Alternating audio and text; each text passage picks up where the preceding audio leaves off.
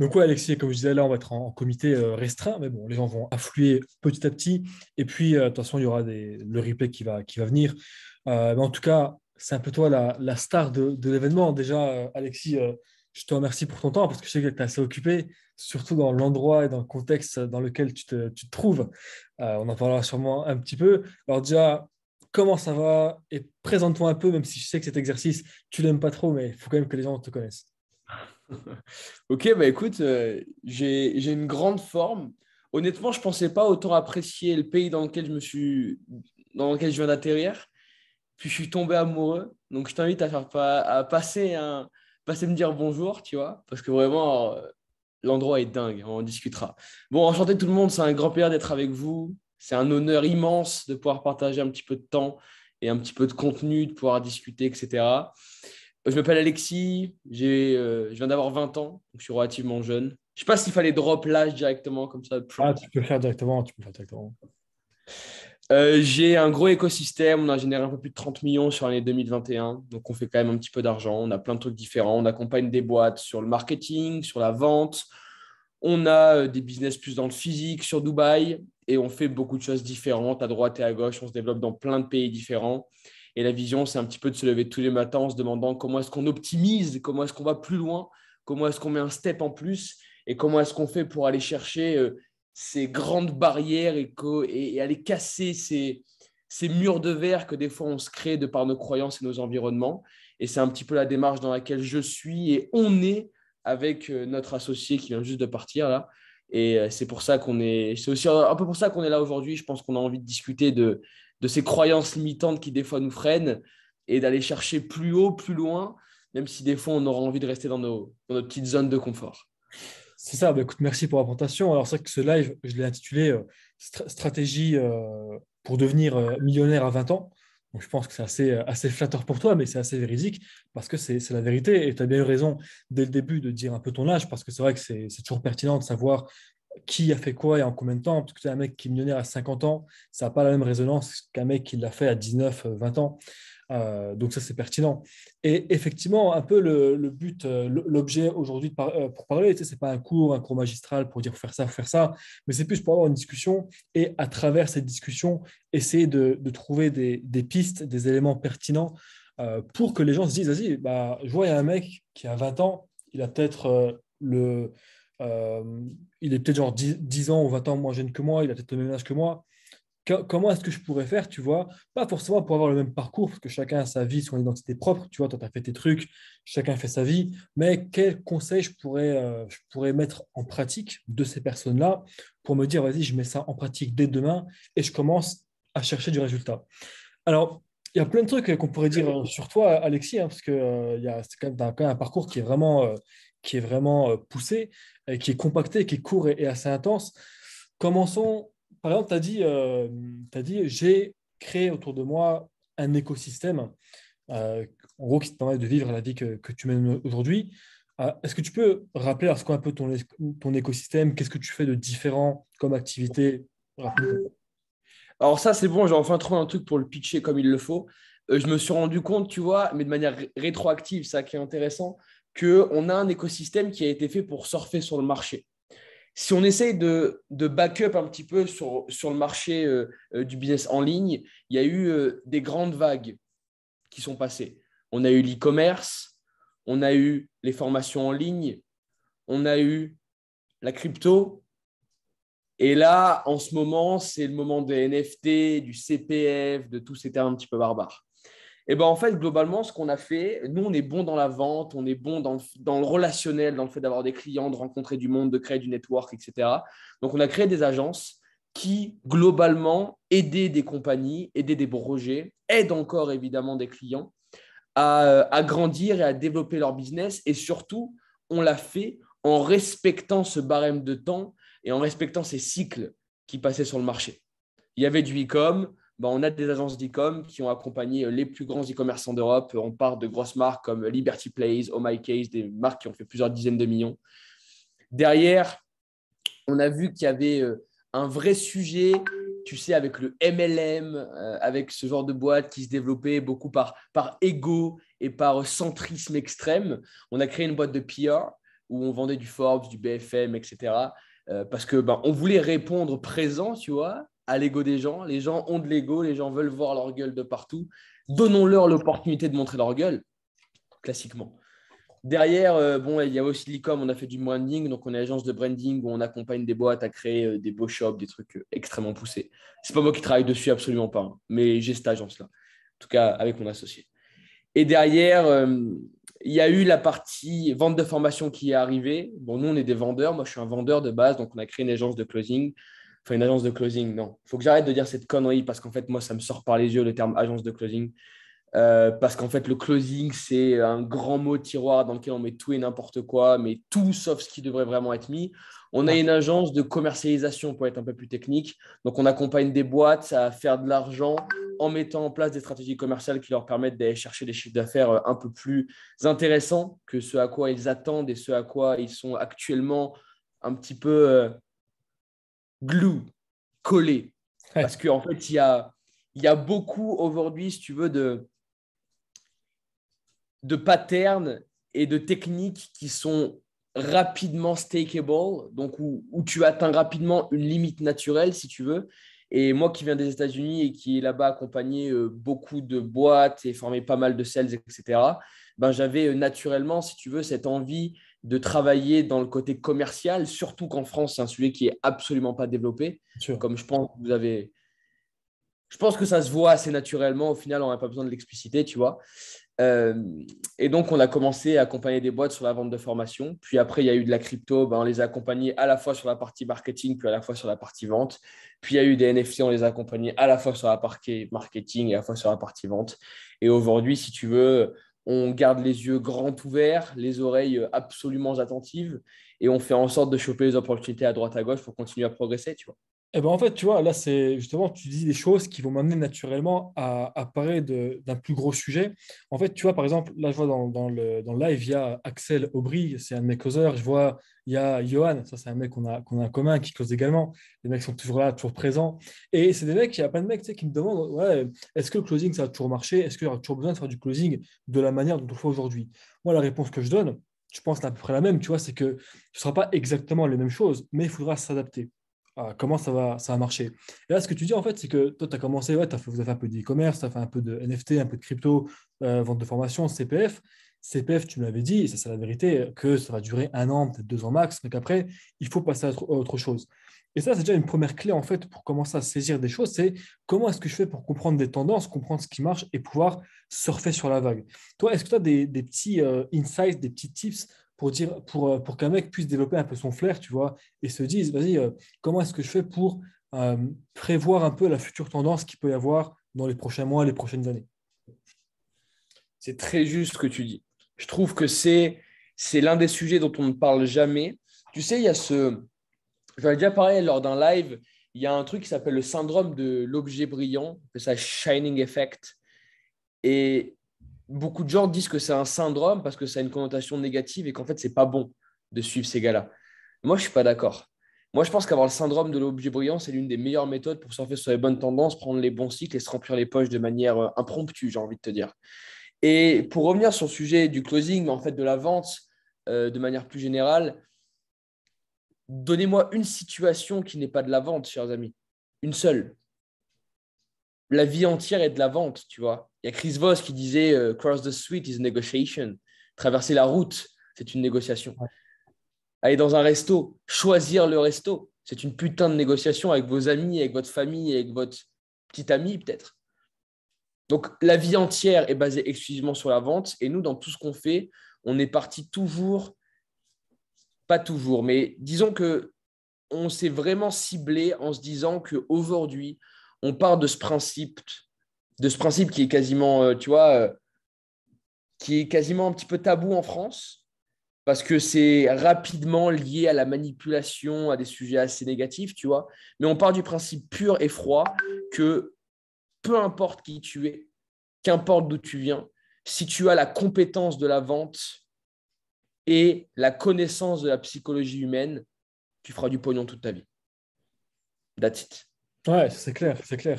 Alors là, si on commence déjà à parler de closing, les mecs ils vont se dire, attends, Mathieu, Alexis, on commence à nous closer sur des programmes, tu vois. Ce qui n'est pas forcément faux, mais pas pour l'instant. Mais c'est vrai, quand tu sais comment parler aux gens, quand tu connais un peu la psychologie, la mentalité, les leviers d'influence, en fait, tu peux faire un peu n'importe quel projet. Tant que c'est lié avec de l'humain, euh, quelque part, tu vas réussir. Et comme tu dis, a fortiori, tu mangeras toujours et plutôt à ta faim, tu vois. Parce que tu sais ce qui...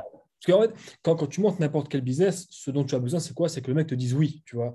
Pour ouvrir un restaurant, pour te faire un prêt à la banque, pour acheter un bien immobilier, n'importe quoi. Il faut que le mec dise oui et passer d'un non au peut-être, du peut-être au oui. Ça, c'est clairement le closing, c'est la vente en général. Les influences et manipulations, sans le côté forcément négatif qu'on peut entendre quand on vient bien sûr d'une mentalité qui est un peu trop franco-française, où là, il y a toujours des clichés, des préjugés sur ouais, si tu me convaincs, c'est que tu m'as menti, c'est que tu m'as enculé, ce qui n'est pas le cas à la base, si on fait pour les bonnes causes.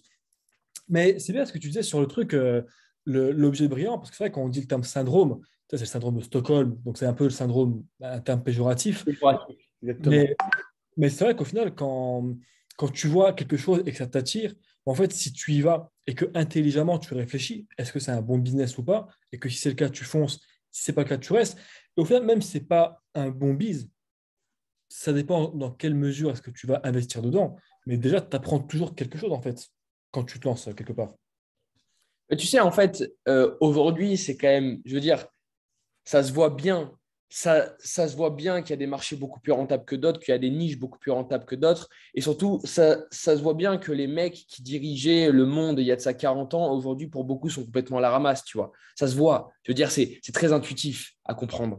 Bah, tout le sujet, c'est de dire qu'aujourd'hui, à l'heure de l'ère de la connaissance, parce que l'argent est une pure commodité.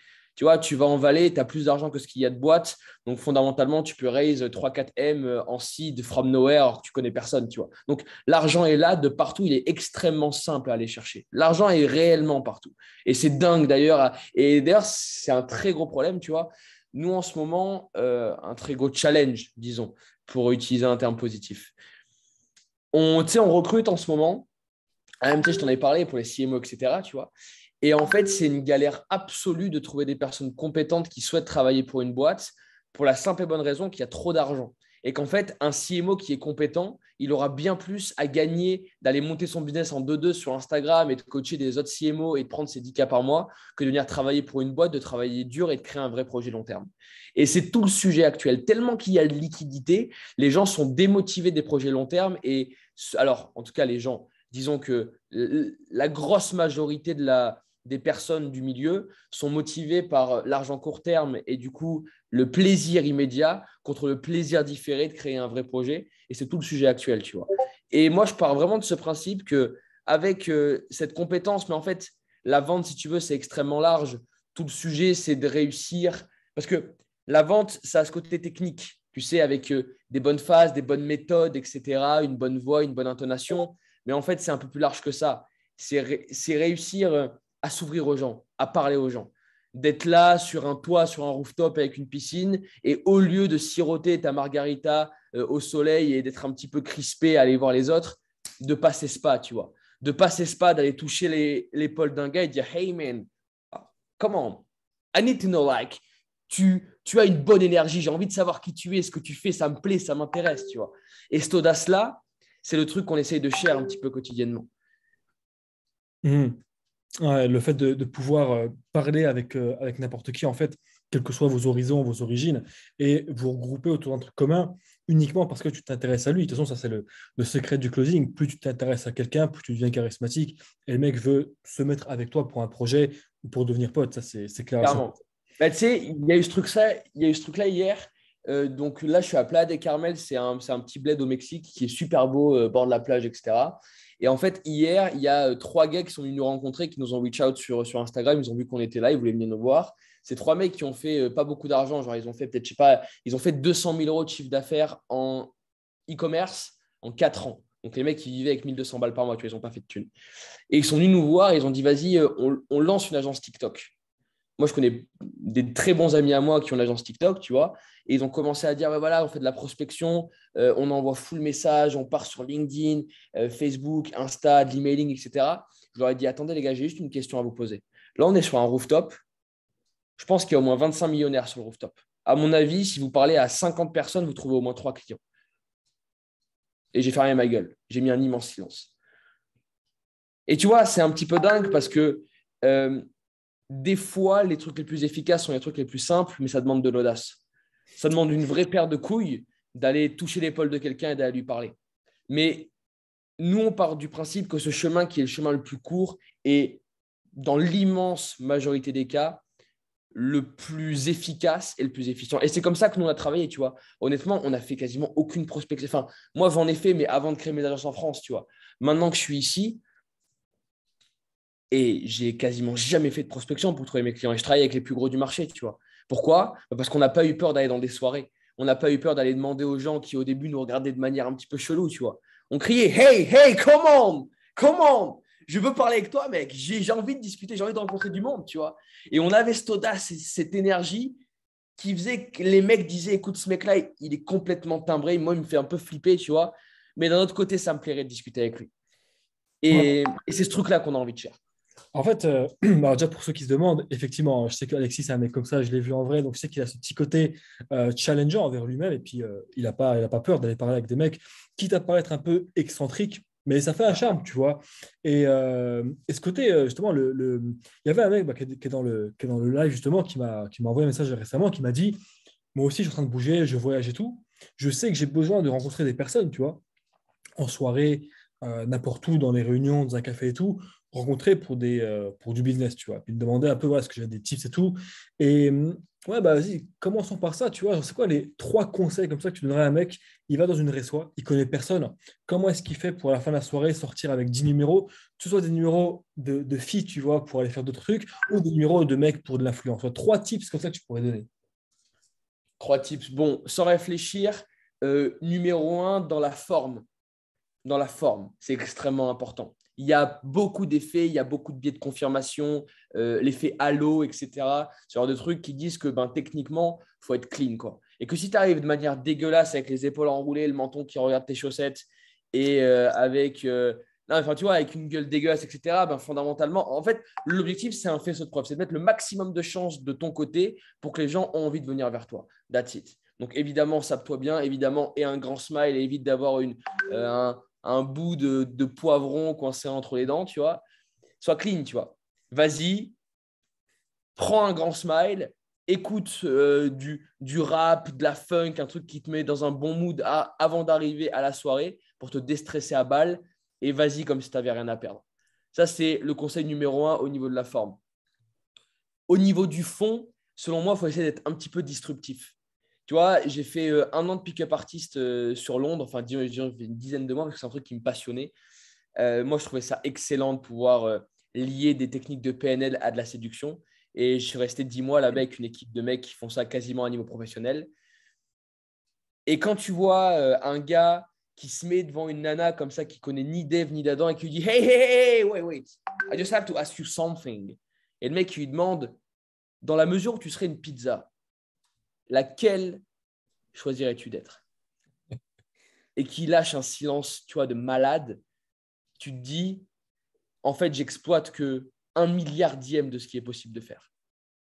Et tu sais, c'est le sujet de la questiologie qui est selon moi un sujet qui est juste immense, tu vois.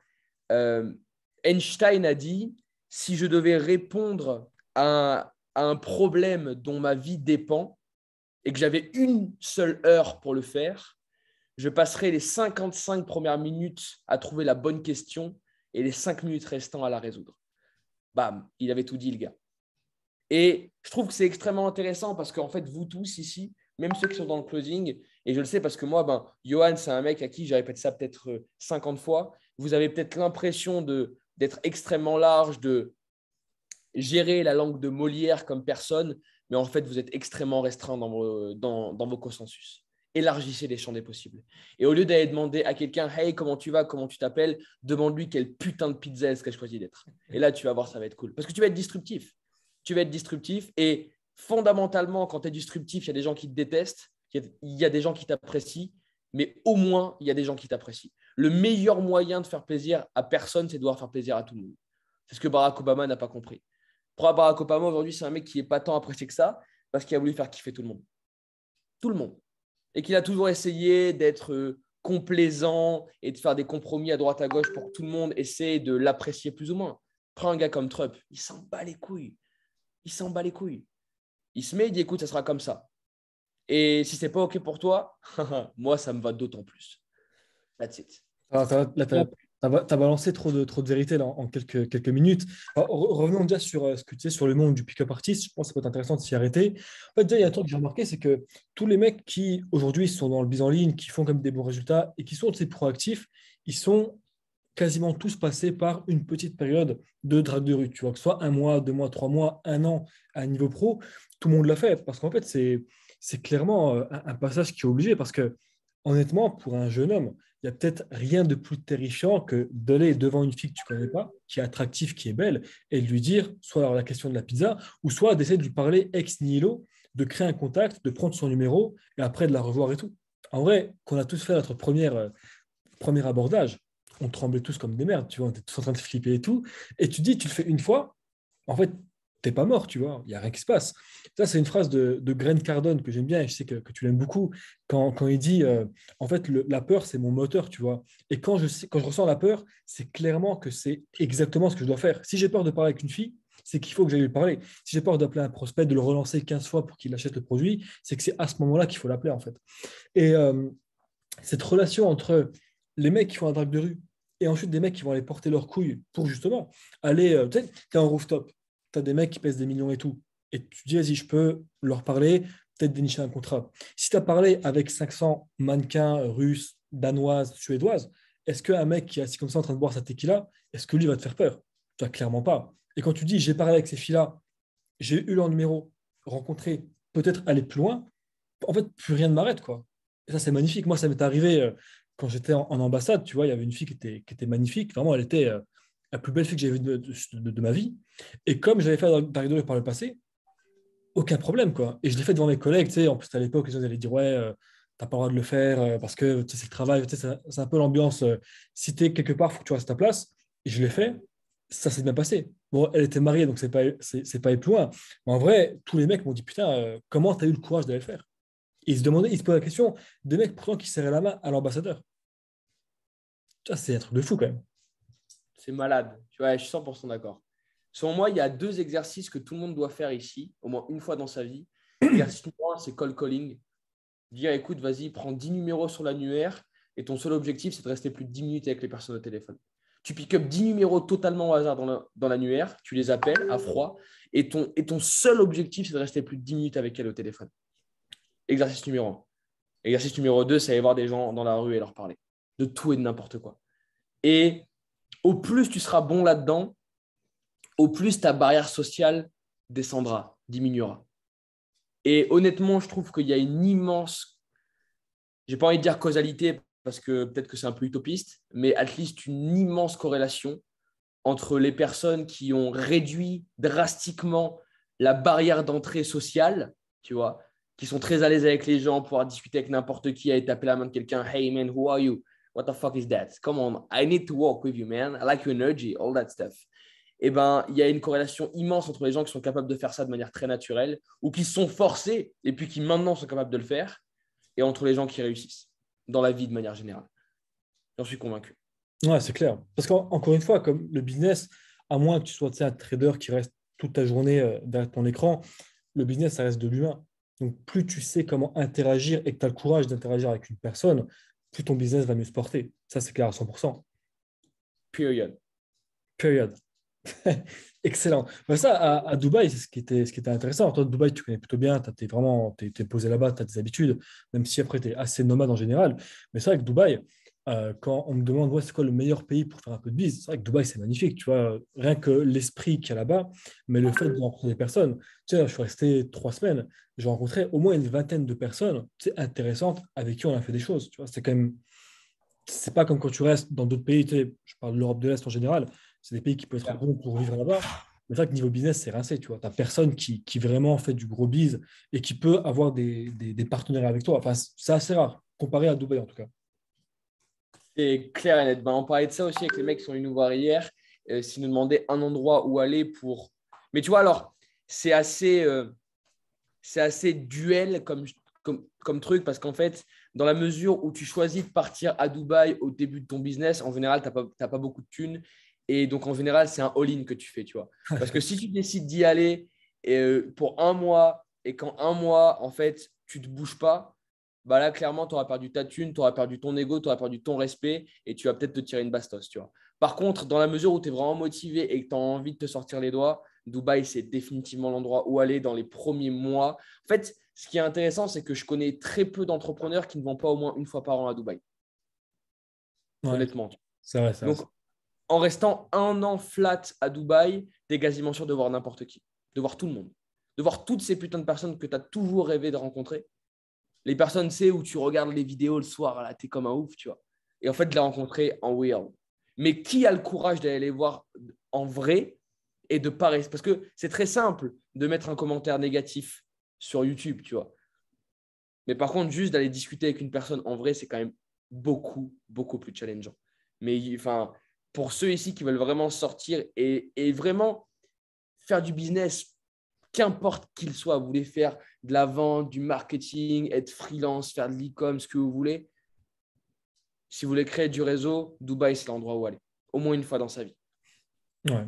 En plus, avec Dubaï, si tu es malin, il y a quand même des coins qui ne coûtent pas trop cher. Tu peux quand même vivre, pas non plus avec 1 200 euros, mais quand même, tu peux te démerder, tu vois. Tu peux taper des coins pas trop chers. Et même si tu ne gagnes pas 10K par mois, il y a moyen de faire un truc. Donc, il n'y a pas le cliché qu'on a. Et justement, là, ça m'amène à une question. Si là, il y a un mec, tu vois, il se lance, enfin, il s'est déjà lancé, tu sais, il mange peut-être 2 000 euros par mois, peut-être 3 000 euros, tu sais, il est comme ça. C'est pas énorme, mais il a déjà fait un peu de trucs. C'est quoi un peu les choses que tu lui conseillerais de faire pour que le mec il passe de voilà, j'ai mon salaire, tu vois, je suis confortable, ça se passe bien, mais je veux faire plus. C'est quoi toi que tu lui dirais de faire? Genre, tu sais, encore une fois, 3 choses qu'il peut faire dès maintenant qui peuvent être game changer pour lui. OK. Quelqu'un le réseau. Moi, il y a un exercice que j'aime bien, c'est que tu dois faire en sorte que toutes les semaines, ton WhatsApp, il ait 20% de contact en plus. Donc, si là, aujourd'hui, tu as 100 numéros dans ton WhatsApp, toutes les semaines, enfin, la semaine prochaine, tu dois en avoir 20 de plus. Puis la semaine d'après, tu dois avoir 20% de ces 120 en plus. Et ça, toutes les putains de semaines. Et si tu t'obliges chaque semaine à avoir 20 numéros dans ton WhatsApp en plus, que les personnes soient très intéressantes, moyennement intéressantes ou juste at the start, qu'importe. Fais en sorte chaque semaine d'avoir 20% de ton WhatsApp, enfin, que ton WhatsApp s'élargisse de 20% et ton network va grandir de manière très exponentielle. Ça, c'est pour la partie network. Sujet numéro 2, proactivité. Franchement, moi, il y a rien de pire que voir des personnes. Tu sais, là, j'ai eu un gars, un de mes sales qui est venu me voir. Enfin, non, même pas il est venu me voir, le mec, il m'a call call. Et il me dit ouais, frérot, donne-moi 3 numéros que je peux appeler aujourd'hui. Enfin, tu sais, il avait dit la phrase que je lui ai demandé de dire, quoi. Il dit donne-moi 3 numéros que je peux appeler tout de suite avec qui je vais pouvoir faire du business, tu vois. Et putain, mec, moi, j'ai pas le temps de faire ça, sans déconner, tu vois. Et ça, je trouve ça dingue qu'aujourd'hui, il y ait des mecs qui perdent du temps à essayer de trouver des shortcuts, alors que des fois, il faut juste cravacher et fermer sa gueule, tu vois. Très souvent. Et ça, j'en vois tous les jours. Des mecs qui essaient de trouver des trucs ultra smart, etc. Mais en fait, réfléchissez à quelque chose, les amis. Très souvent, toutes les idées que vous avez eues, il y a beaucoup de personnes qui les ont eues avant. Tu vois, on est quand même 7 milliards sur Terre. Donc, il y a une chier d'idées qui ont été pensées par beaucoup de personnes. Donc, si vous pensez avoir trouvé le shortcut incroyable qui va vous faire devenir milliardaire en l'espace de 48 heures, c'est que très souvent, quelqu'un y a déjà pensé mais n'a pas réussi à le faire. Donc, au lieu de vouloir trouver des petits shortcuts, d'être là, de faire des trucs minuscules, mettez de la vraie action en place, soyez proactifs et mettez beaucoup, beaucoup, beaucoup de mouvements.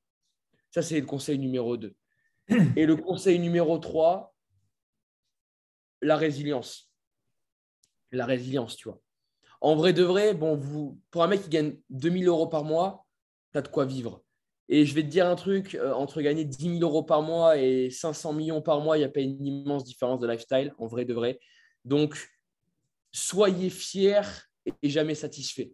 Dans le sens où ne vous mettez pas la pression parce que vous gagnez déjà de l'argent et c'est très bien. Profitez de votre life, vous avez une vie géniale. Vous gagnez 2000 balles par mois, vous faites un petit peu ce que vous voulez, vous kiffez, vous apprenez des trucs, vous comprenez des choses. Merveilleux, parfait.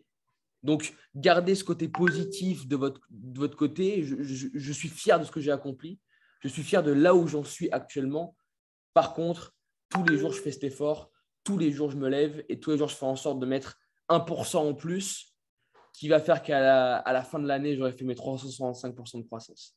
Et après, j'ai plein d'autres conseils sur, évidemment, mettez en place une vraie discipline, apprenez tous les jours, faites en sorte tous les jours d'apprendre quelque chose de nouveau. Tous les Ouais. jours d'apprendre un truc qui change la donne. Alors, par rapport justement à la discipline, ça, c'est un truc sur lequel j'en avais parlé sur mon canal et tout. Il y a beaucoup de mecs, et moi-même, tu vois, où on s'est fait matrixer la tête, comme quoi, tu vois, alors si tu te lèves pas à 6 heures du mat, si tu chies pas accroupi sur tes chiottes, si tu n'es pas le mec qui fait des douches froides à moins 30 degrés, tu vois, genre, des trucs, tout le monde sait de quoi je parle, tu vois. Genre, on se tous un peu matrixé par ça. En gros, si tu travailles pas de 6 heures du mat et que tu dors pas à 20h30 pile, en gros, tu es une merde, tu vois. Et en gros, ça t'empêche de vivre, parce qu'en fait, t'as pas une vraie vie. Tu peux le faire une semaine, 2 semaines, 3 semaines, un mois, parce que tu dois être focus, mais sur la longue durée, ça marche pas. Et toi, de ce que je te connais, toi, de ce que je t'ai pu te voir, toi, tu as un mec en fait, comme là, par exemple, le matin, tu tapes tes appels et tout, tu fais ton travail, mais après, tu prends le temps également d'avoir ta vie, de profiter, de voir des gens, de voir des filles et tout. La question que je voulais te poser, c'est comment tu concilies à la fois ton rôle entrepreneur sérieux qui a 3000 contacts avec qui dealer tous les jours, mais en même temps qui est en mode chill, parce que toi, t'es pas un mec stressé, tu vois, genre quand je te vois, t'as pas la goutte de sueur qui coule du front, tu vois, genre t'es un mec, je me souviens à un moment, t'étais arrivé sur le yacht, tu vois, t'étais en short, tongs, petite chemise ouverte et tout, tu vois, vraiment le mec, en vrai, le jouisseur, tu vois, le gars, il s'en bat les couilles et tout. Et comment tu fais pour avoir cette double vie, en fait, de bosseur, quand même, qui fait le taf, mais en même temps, nique sa mère, tu vois, je suis là pour kiffer, j'ai 20 ans, je kiffe ma vie.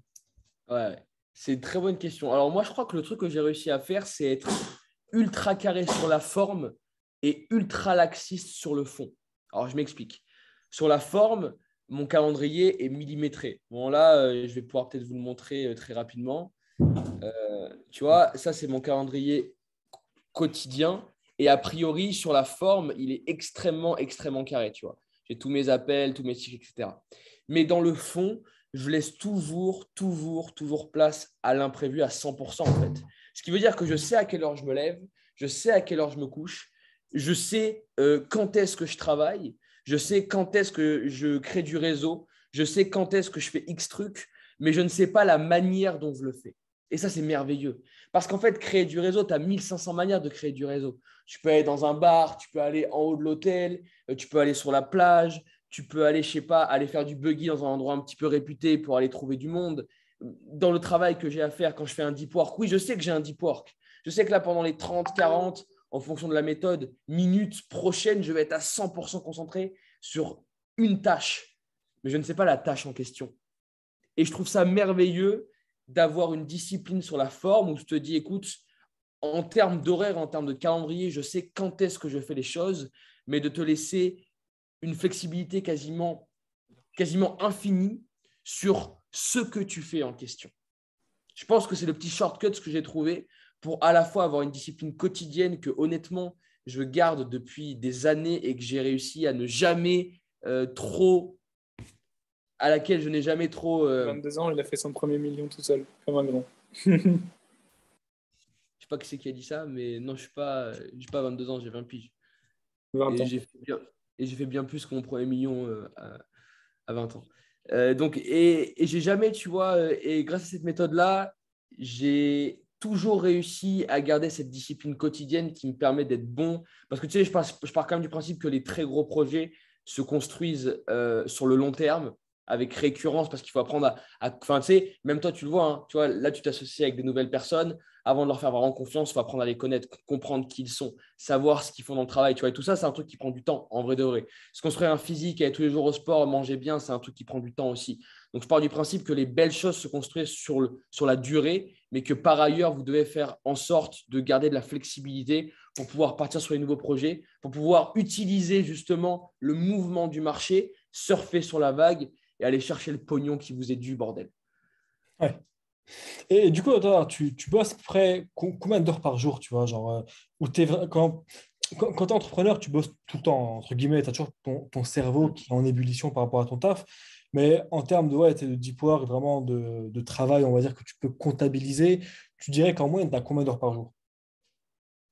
Genre de travail, ouais, donc ça, c'est déjà très vrai ce que tu dis. Enfin, moi, je travaille du 31 décembre au 31 décembre inclus, tu vois, all inclusive.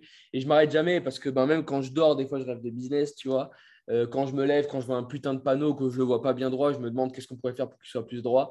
Donc, en fait, c'est l'état d'esprit qui est créé. J'ai des patterns de réflexion, j'ai des schémas mentaux étant donné que je fais tous les jours la même chose. Et donc, du coup, ben, je travaille évidemment toute la journée. Maintenant, en termes de choses comptabilisées, des deep work, special work, etc., je dirais que j'ai euh, allez, 8 heures dans la journée où vraiment je travaille à 100%, où je suis vraiment très concentré. Et tout le reste, je travaille. Donc, je pense que je travaille au moins 15 heures par jour minimum parce que j'aime ça, parce que je suis alcoolique du travail, tu vois. Mais c'est du travail qui est très sneaky, comme l'a dit Massiva. Il y a 2 jours, j'étais sur un yacht. En vrai de vrai, j'étais sur un yacht, il y avait des gonzesses de malades, il y avait de la musique, on est dans un endroit paradisiaque. Donc, est-ce que c'est vraiment travailler? Bah, ce qui est intéressant, c'est que dans le fond, oui, ça l'est, parce que j'ai fait du réseau, j'ai trouvé des clients, mais dans la forme, c'est un vrai kiff, tu vois. Et tout le sujet, c'est donc petit 1, d'avoir cette discipline qui te permet de durer sur le long terme, mais petit 2, dans la forme de faire ce que tu kiffes, très techniquement, tu vois. Ce qui signifie qu'un mec, t'en as marre d'être à Tallinn, dans le froid, dans une putain de ville où en hiver, tu as 3 jours de soleil, frérot, bah, va te mettre au soleil, tu vois. Et travaille toute ta journée depuis un endroit paradisiaque où tu as la vue sur une mer turquoise et fais-toi kiffer ta race. Donc, je trouve que dans tous les sujets qu'on aborde, vous devriez toujours vous poser la question, ou en tout cas splitter la question en 2 parties, le sujet du fond et le sujet de la forme. Et c'est comme ça que j'arrive à trouver un équilibre, tu vois. Ouais, ça fait marrer que tu parles de Tallinn, parce que justement, à chaque fois que je parle avec un mec, tous les gars sont passés à peu près par les studies, et c'est vrai que ça en a détruit plus d'un, tu vois. Il y a des mecs qui sont venus Ah, des mec, brisés. putain. Taper ouais, 6 mois d'hiver avec le soleil qui se couche à 15 heures, tu vois, tu pètes un plomb, tu vois, à un moment donné, tu commences à plus parler français. Mais je vois à peu près à qui tu fais référence sur ces idées-là. Et encore une fois, là, on en revient à un point qui est intéressant, c'est que moi, perso, tu sais, quand je fais une séance de closing avec des élèves, tu vois, genre, en vrai, je ne considère pas vraiment ça comme du travail, dans le sens où je fais un truc que j'aime bien en parler, je vois que les mecs progressent, tu vois, ils vont avoir des résultats. Comme là, Axel, je sais qu'aujourd'hui, il est heureux dans sa vie. Tu vois, les mecs font de la thune. Donc, moi, ce n'est pas du travail que je fais, même si c'est comptabilisé comme. Mais un des secrets, effectivement, c'est de se dire qu'est-ce que je peux faire qui est à la fois utile pour les gens, mais que je kiffe à fond. Et ça, c'est aussi un cliché qu'on a eu, c'est les gars, installez-vous tu sais, en Bulgarie, installez-vous dans des pays un peu sombres, tu vois, autant littéralement que métaphoriquement, et tu te mets en mode autiste. Pendant un an, tu vois personne. Mais ça, c'est un truc, ça tue le business, ça. Comment tu veux rester un an tout seul, vu que tu fais des business qui sont en corrélation avec d'autres personnes? C'est impossible. Et là, Ah, là, t'es au Mexique, du coup. Bon, t'es en mode vacances, tout ça, mais tu continues quand même à bosser. C'est quoi un peu ton quotidien actuellement? Comment est-ce que tu jouis de ta vie aujourd'hui? bah, tu sais, regarde, moi dans l'avion, je fais toujours ça. Moi dans l'avion, tu sais, parce que je sais pas si c'est mon petit rituel. À chaque fois que je prends l'avion et que je rentre dans une nouvelle time zone, mon temps d'avion, je l'utilise pour restructurer mon agenda. Donc, comme je viens de te le montrer. Moi, habituellement, je prends mes appels l'après-midi. Maintenant, évidemment, tu imagines bien qu'avec 7 heures en moins sur Paris Time Zone, j'ai mes appels le matin. Donc là, tu vois, je me lève tranquillement aux alentours de 6 heures. Je vais prendre mon petit déj tranquillement. On a pris un bel hôtel ici sur Playa, tu vois. Je prends mon petit déj, je remonte et je commence mes appels à partir de 7 heures. Donc de 7 heures jusqu'à midi, j'ai des appels. Après, je mange. Après-midi, j'ai toute ma partie parce que tout le monde dort en France, ou en tout cas, il est déjà 19-20 heures, donc les gens en général ne sont pas dispo. Ce qui signifie que de 14 jusqu'à aller peut-être 16 heures, je fais ma partie qui demande de la concentration, qui demande du calme, mes deep work, je lis tous les débriefs qu'on me fait, je fais des retours stratégiques, etc. Ensuite, évidemment, je fais mon sport. Et puis après, je laisse les zigotos avec lesquels je suis m'emmener à droite à gauche, parce que toi-même, tu sais que je suis une personne relativement structurée, mais que je m'entoure de personnes non structurées et que ça m'incite de temps en temps à aller à droite à gauche, tu vois. Là, ben, pour tout avouer, les 3 premiers jours où je suis arrivé ici, putain, j'ai dû dormir, c'était terrible, tu vois. Moi, j'ai vraiment pas l'habitude de faire ça, mais je sais pas, genre en 3 jours, j'ai dû dormir peut-être 6 heures, 7 heures, tu vois. Les mecs, ils étaient là, back to back, il y a des gonzesses de partout, c'était la guerre, ça s'enfilait, etc. Mais en fait, c'était beau. C'était beau parce que, tu vois, c'est aussi ça la vie. La vie, c'est aussi te retrouver dans des endroits fucked up, dans un timing où honnêtement, ça pourrait tout niquer. Ça pourrait niquer ta discipline, ça pourrait niquer ton état d'esprit parce que c'est vite fait de péter un plomb ici, tu vois. Mais où justement, tu arrives à retirer le meilleur de ce genre de truc. Tu arrives à connaître des personnes, pratiquer peut-être une langue que tu n'as pas souvent pratiquée et qu'en plus de ça, tu es assez courageux pour dire écoute, là, j'ai eu 3 jours un petit peu well down, de lâcher prise, bam, je m'y remets et je déchire ça. Tu sais, je connais personne et là, s'il y a un mec qui ose me dire qu'il est comme ça, bah, je ne le croirais pas. Je connais personne qui soit 100% productif tout au long de l'année. Ça n'existe pas. Ça n'existe pas. C'est des cycles. C'est ça la vraie vie. La vraie vie, c'est qu'en fait, tu es très productif pendant 2 semaines. Puis après, tu as 3 jours où tu es en down, tu n'as rien à faire, tu es en galère. Tu travailles un petit peu, mais tu n'es pas aussi précis que ce que tu devrais l'être. Tu vois. Et puis après, tu repars à la hausse. Et c'est des vrais cycles. Et moi, pendant très longtemps, j'ai voulu me confronter, me faire mal et me dire que je devais tous les jours faire la même chose, être bon, être parfait, être méticuleux, être millimétré, jusqu'au jour où je me suis rendu compte que très souvent, mes plus grosses périodes de productivité venaient après des périodes, entre guillemets, de lâcher prise. Tu vois. Donc voilà, jet ski, un petit peu de yacht. En vrai, c'est pas extrêmement différent de Dubaï. Hein. Tu sais, jet ski, yacht, du buggy. On est dans une petite île. On a pris des petits scooters. On a fait le tour. On a kiffé. Là, il va m'emmener dans la jungle ce week-end et prendre des putains de migales, etc. Tu vois, je sais pas trop où je vais y aller ou pas. Mais globalement, voilà, on fait des petits deals. Tu vois, bon, c'est cool. Et puis, on rencontre du monde. Et franchement, la ville est vraiment merveilleuse. Pour tous ceux qui veulent voyager un petit peu, le Mexique, Playa del Carmen. Ça ne coûte pas très cher, honnêtement. Vous pouvez trouver les logements pour 3 fois rien. Vous mangez pour 3 fois rien et vous vivez une vie de malade. El bandero, comme ils disent ici. Et c'est vrai que là, l'Amérique latine, moi, c'est un truc, là, moi, ça me chauffe. Hein, tu sais, je parle déjà espagnol. Et c'est vrai que c'est des coins qui sont incroyables. Enfin, on m'a trop raconté d'histoires sur ça pour pas que je vienne. Donc, ça, c'est clair. Et justement, là, il y a Robin, donc lui, qui est en Amérique latine, là, qui a mis un commentaire. C'est un mec qui est dans le trading et tout. Il parle de l'arbitrage, du chaos et de l'ordre. Je ne sais pas s'il veut en parler aussi en audio, s'il a envie d'en parler. Parce qu'on en a parlé rapidement en audio sur Telegram. Et c'est vrai que quand même, là, tu parlais des fois, tu es dans des coins qui sont un peu chaotiques, où il n'y a pas vraiment de notion du temps. Je ne pense pas que les Mexicains, c'est des mecs qui se lèvent à 6 heures et qui dorment à 20h30 après avoir fait leur lit au carré, tu vois. Je ne pense pas que c'est des mecs comme ça. Et moi, je trouve que quand tu es dans un endroit et une mentalité qui est trop aseptisée, en mode c'est trop propre, trop pur, ça tue en fait une certaine énergie créatrice, une certaine énergie qui est un peu qui dévie un peu de l'ordre. Et c'est comme ça que tu peux créer des belles choses, quoi. Ah, je suis 100% d'accord. Bah, tu sais que euh, le nombre de grammes de coke qui sont tapés en Silicon Valley, mec, t'as pas idée, tu vois.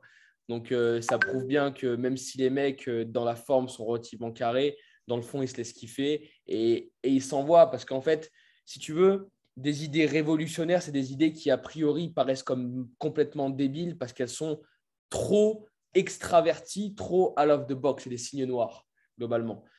Ben, ça prouve bien que pour avoir une idée à laquelle personne n'a réellement eu ou à laquelle tout le monde te dit, mec, t'es complètement jobard, bah, qu'il faut être différent des autres, tu vois.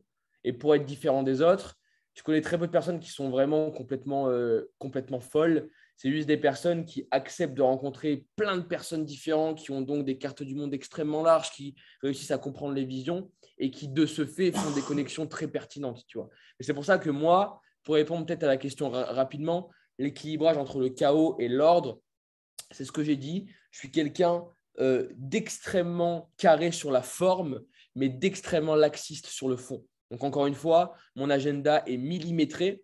Moi, je travaille avec 2 trucs tous les jours. Pour ceux qui veulent savoir, j'ai mon agenda, donc qui lui est vraiment millimétré. J'ai programmé, alors tu vois, là, par là où c'est mes rendez-vous. Sinon, je suis programmé à l'heure près, même à la demi-heure près sur certains endroits. Et donc, ça, c'est ma forme. C'est quels sont sur quelle zone est-ce que je fais les choses.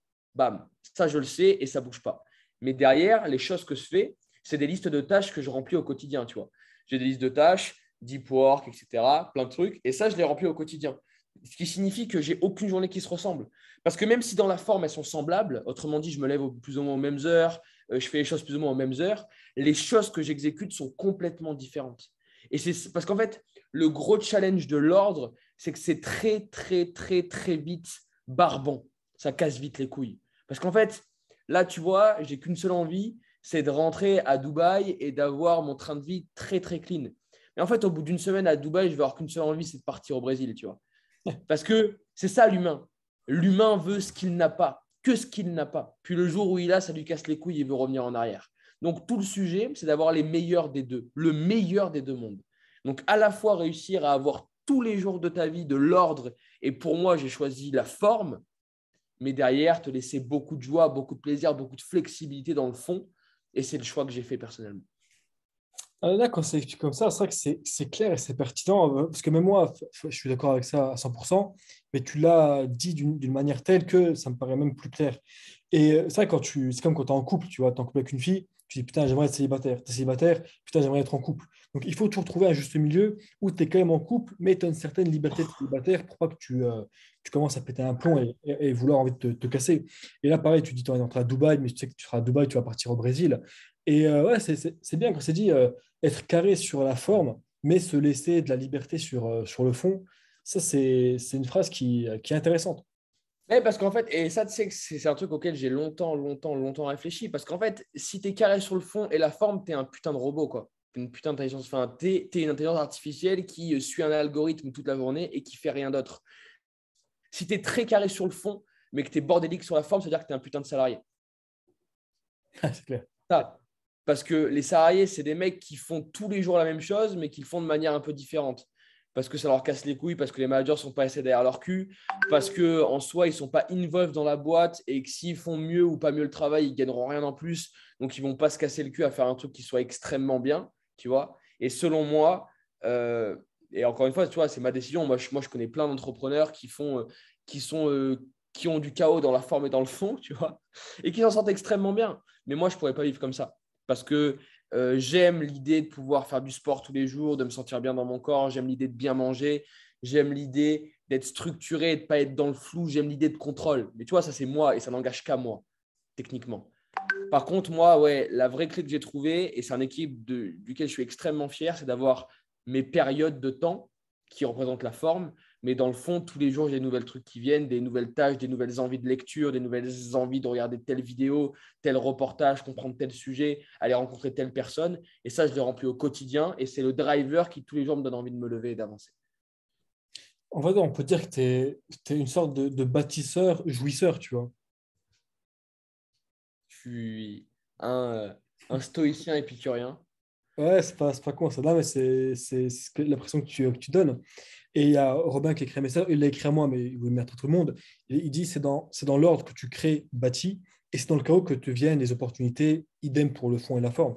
Et c'est vrai que là, je plus sois allègrement à ce qu'il a dit.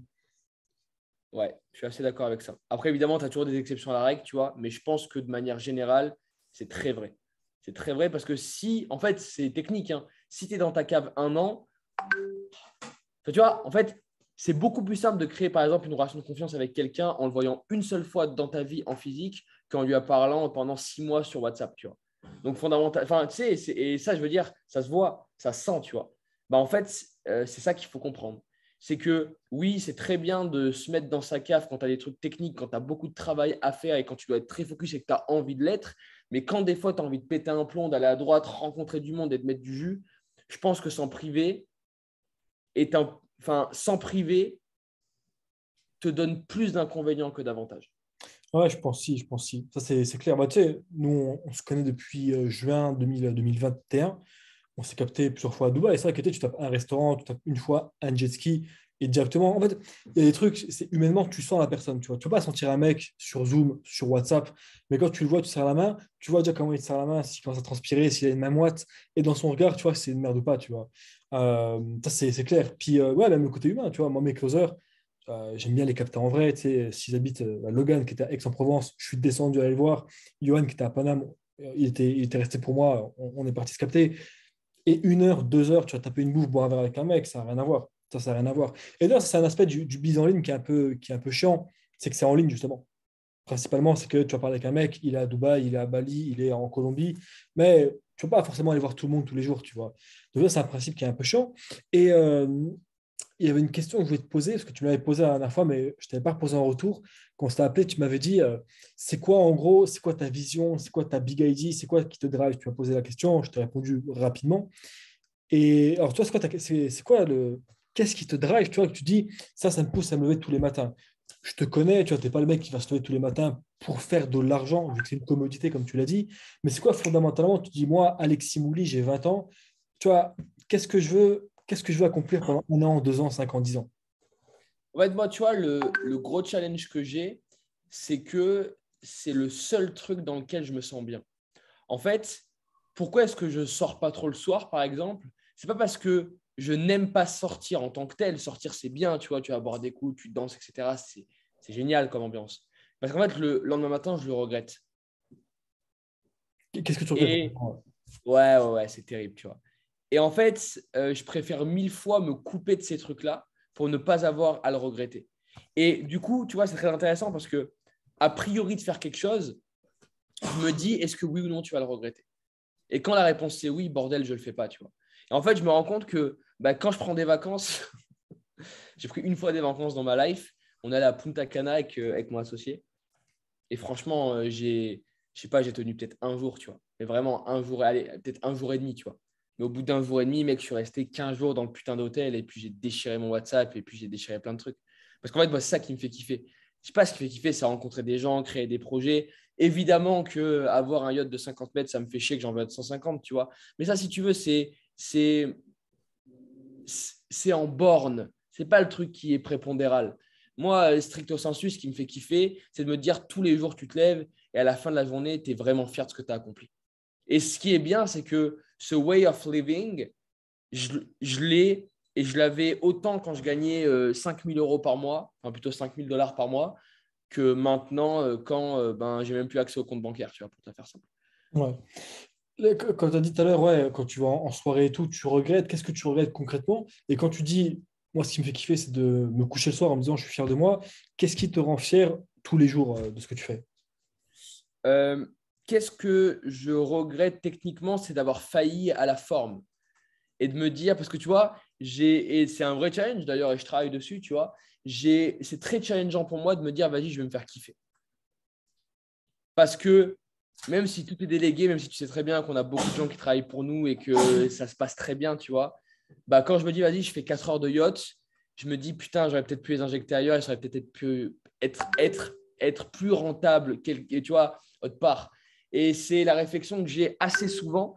J'arrive à l'atténuer de plus en plus, tu vois, évidemment. Mais j'ai du coup ce truc-là de se dire, OK, là, tu pars ici, mais si, c'est le fameux what if, tu vois. Qu'est-ce qui serait passé si tu serais resté là et tu aurais travaillé comme un dingue? Et c'est un truc sur lequel, même si évidemment, ça m'empêche pas de dormir la nuit, tu vois, je continue encore un petit peu à culpabiliser, même si ça va, j'arrive de plus en plus à atténuer cette aigreur qui arrive le matin dans la bouche quand tu te réveilles 1 heure plus tard, tu vois.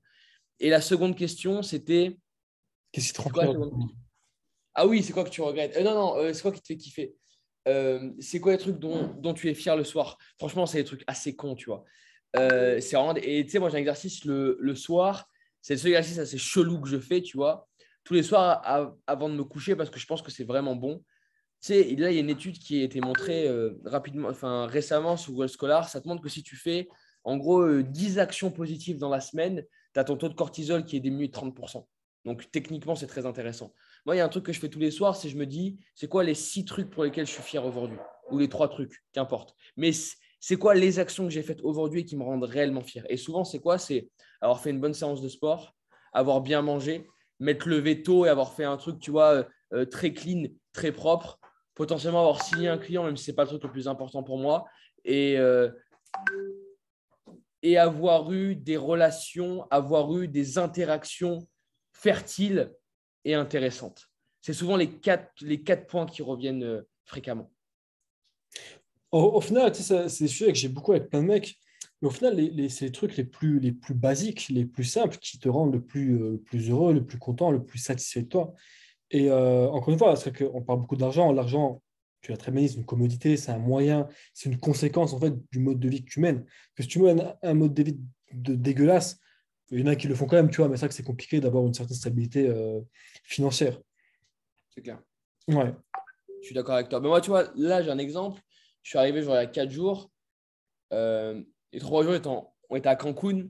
Donc, pas de putain de fin. Il y avait des salles de sport, mais honnêtement, vu l'état dans lequel j'étais, même si je ne bois pas, tu vois, mais en dormant 2 heures par nuit, en étant entouré de gars explosés toute la journée, bah, évidemment, tu ne vas pas t'entraîner. Là, hier, je suis allé faire une séance de sport, mec, c'était. Putain, mec, c'était mieux que signer. Enfin, tu vois, je suis bien plus content d'avoir fini ma séance de sport que d'avoir signé un client, je sais pas, peut-être à 100K, tu vois. Ouais, je vois ce que tu veux dire. Non, mais c'est clair, quand tu t'occupes de toi sérieusement, bah, c'est vrai qu'il n'y a quand même pas mieux. C'est vrai qu'il Ah, y a pas. c'était tellement plaisant. Pour continuer un peu sur l'aspect bien-être, mais dans une autre façon, euh, il y a beaucoup de changements qui se sont opérés dans le monde depuis 2020. Tu vois, il y a eu le Covid, il y a eu tout ce qu'on sait, les restrictions. Là, actuellement, il y a la guerre en Russie-Ukraine avec les conséquences potentielles que ça peut avoir sur les marchés, sur les cryptos, sur les matières premières, sur plein de trucs, et que ça peut impacter plus ou moins la vie quand même des gens.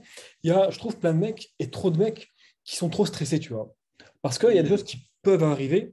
Alors, ça, c'est pas exclu qu'elles n'arrivent pas, mais c'est pas dire qu'elles vont arriver avec une telle euh, intensité et surtout qu'elles vont te toucher toi, tu vois. Mais je vois, il y a trop de mecs qui sont stressés dès qu'ils entendent un truc, c'est le pétrole qui augmente, l'or qui diminue, je sais pas quoi. Les mecs commencent à dire c'est bon, c'est la fin, il faut que je trouve une base autonome de survie pour vivre ma vie dedans, tu vois, pour être reclus.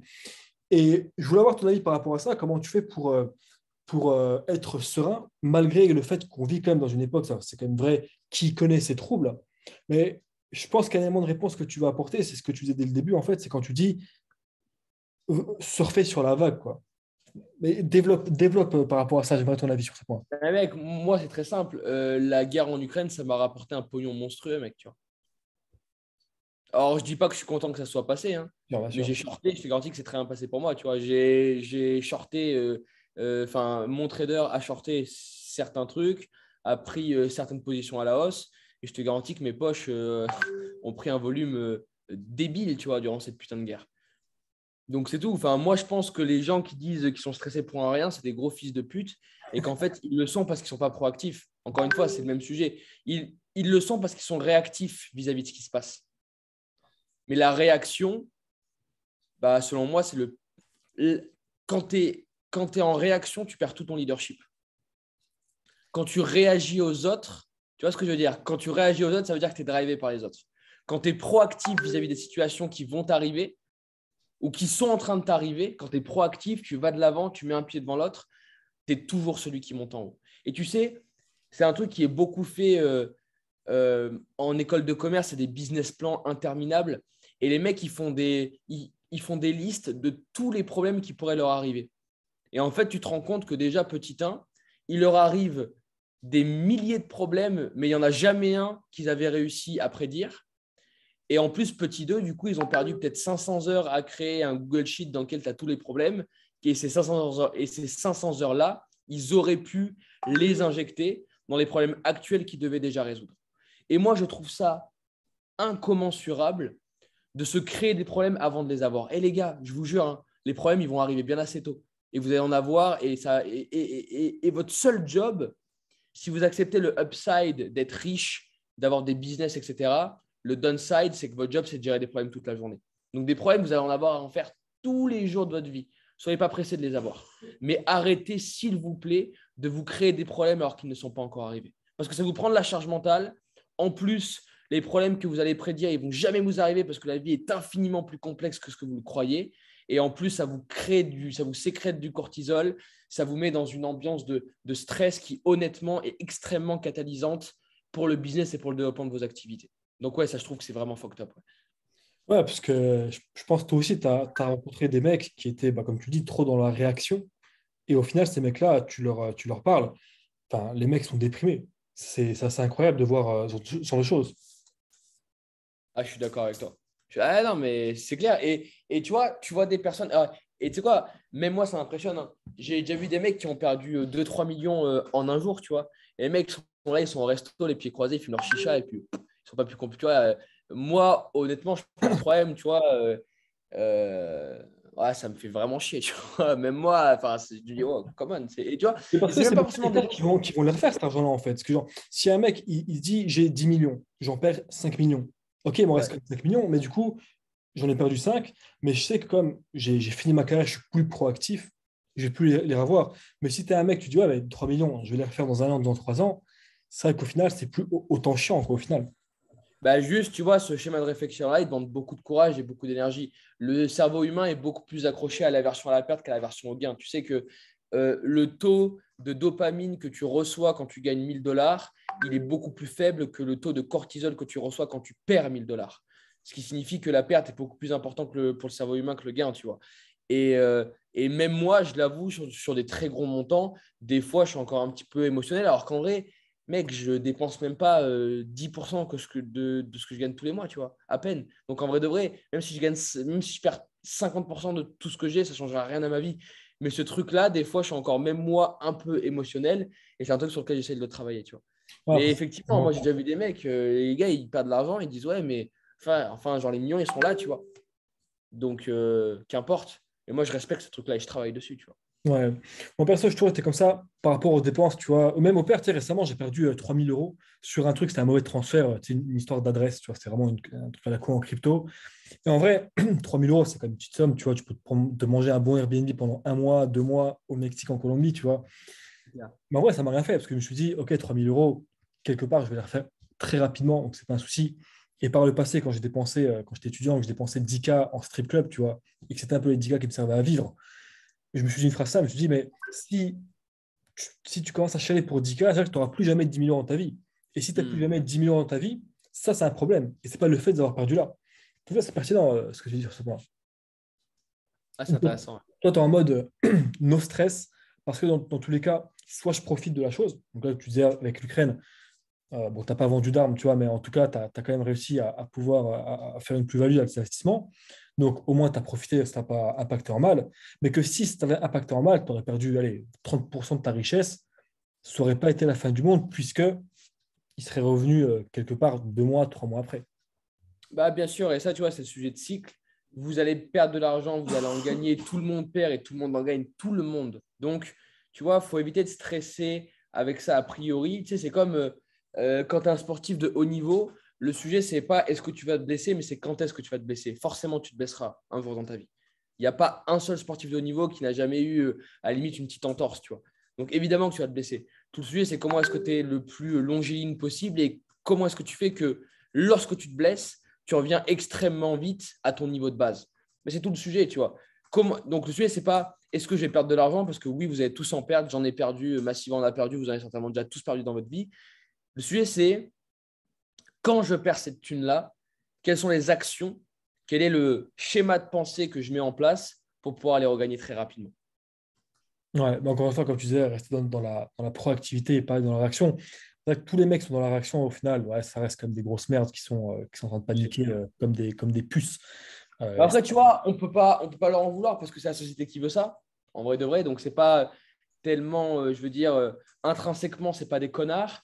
Mais si tu veux, ben, tout ce qu'on leur a envoyé dans la gueule depuis des années, voire des décennies, ont fait que ça crée ce système de stress qui tue des personnes. Tu vois, mec, le nombre de personnes qui se suicident pour des problèmes de thunes, ouais, c'est grave, c'est très grave, tu Et vois. après, tu vois, je ne te parle même pas de salariés qui, effectivement, tu vois, eux, ça fait 20 ans qu'ils entendent crise, crise, crise et qu'ils commencent à paniquer dès qu'il y a un point en moins dans leur compte en banque. Mais c'est même des entrepreneurs, tu vois, des mecs comme toi et moi, tu vois, qui, eux, pourtant, sont sortis du système, ils sont un peu émancipés, mais au final, ils sont encore plus stressés qu'un salarié qui a sa 306 qui est cassé devant et qui est au SMIC, tu vois. Je suis Et ça, d'accord avec toi. c'est quand même grave. Juste parenthèse, est-ce que alors, pour les mecs qui sont là, si vous avez des questions pour Alexis, n'hésitez pas à les poser. Vous voyez qu'il est assez accessible et qu'il y répondra avec plaisir. Donc balancez vos questions, ça fera plaisir. Let's go, je fais tout, perso, pro, vaudou, sorcellerie. Non, mais ça qui est bien avec toi, c'est que tu n'es pas juste un homo economicus, tu n'es pas juste un mec qui est en mode, OK, combien est-ce que je fais de CA par mois, combien est-ce que je fais ce genre de choses, mais tu as gardé un certain point de vue terre à terre avec Ouais, je suis un humain, quoi, tu vois. cycle. Je suis un humain, quoi. Ouais, t'es un être humain un peu basique. Alors, Sébastien qui dit c'est nécessaire d'avoir des regrets sur des sorties non prévues, car ça te permet de te changer les idées, de passer du temps avec des gens que tu apprécies ensuite, de retour, pouvoir cravacher pour attraper ton retard, parce que justement, tu t'es dit, ah, bah, c'est ce que disait Alexis, après des périodes de down. Mais de toute façon, quand tu parles de cycle, en fait, c'est juste un trait qui est naturel chez l'humain, mais dans la nature, tu vois, il y a les saisons, il y a la pluie, il y a le soleil, il y a le beau temps, il y a les crises écologiques, il y a plein de trucs. Et pourquoi est-ce que ce ne serait pas pareil avec un être humain? On ne peut pas être à fond à chaque fois. Après, bah, une question que je vais te poser à ce moment-là, parce que après on est passé à autre chose. Tu disais que je connais personne qui est productif à 100% tout le temps. Alors, bon, tout le temps, c'est vrai que c'est impossible, mais tu prends un mec, le mec, bon, c'est un peu le cliché, tu prends Elon Musk, tu vois. Ça, c'est un mec qui n'a pas vraiment de vie derrière, tu vois. Lui, il passe son temps à cravacher. Tu prends un mec, de quoi? Tu penses ça? C'est un mec, bah, c'est un peu un autiste en termes de mentalité. Moi, je pense pas que c'est le genre de mec qui va venir avec toi au Mexique et qui va se taper un rail de coke sur des fesses, tu vois. Je pense pas que c'est le Bah, cas. le mec, il a bien fumé un pétard avec Joe Rogan sur son interview, tu vois. Ouais, après un petit peu, c'est rien, ça, tu vois, c'est un petit joint. Non, mais parce qu'en fait, Il a fait ça, le mec enfin, un peu jeune, tu vois. c'est une question très intéressante, mais tu sais, moi, il y a une quote que j'aime vraiment, c'est ne rencontrez jamais vos héros. Parce qu'en fait, le jour où vous les rencontrez, vous vous rendez compte que c'est tous des merdes. Et qu'en Exactement. fait, c'est des humains comme tout le monde et que le storytelling qu'on raconte sur eux est très souvent une histoire euh, cousue de fil d'or alors qu'ils ne méritent pas l'or, tu vois. Bah, tu vois, moi, ce que je pense, c'est que Elon Musk, alors oui, il travaille beaucoup, mais qu'il y a aussi beaucoup de storytelling.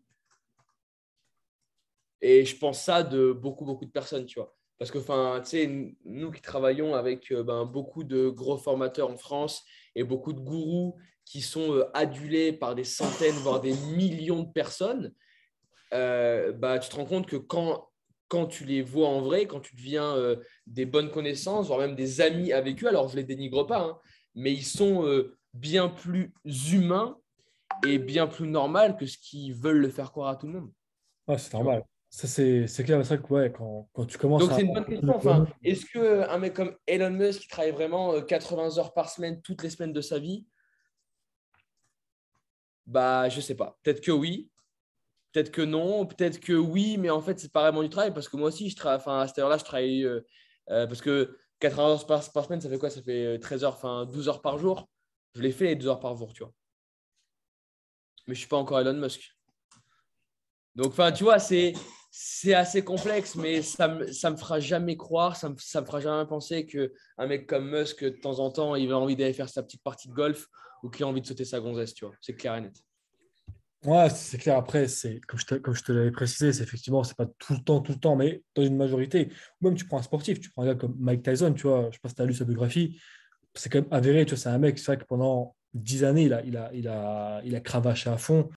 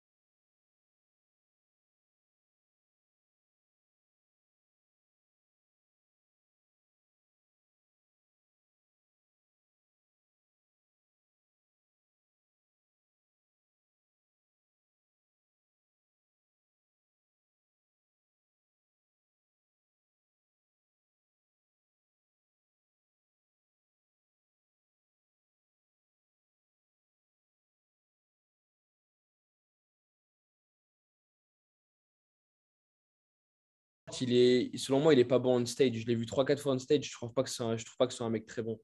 Je Je trouve pas que c'est préfère un faire mec. comme ça. Bah, en fait, JB, il a une vision extrêmement technique de la vente. Mais en vrai,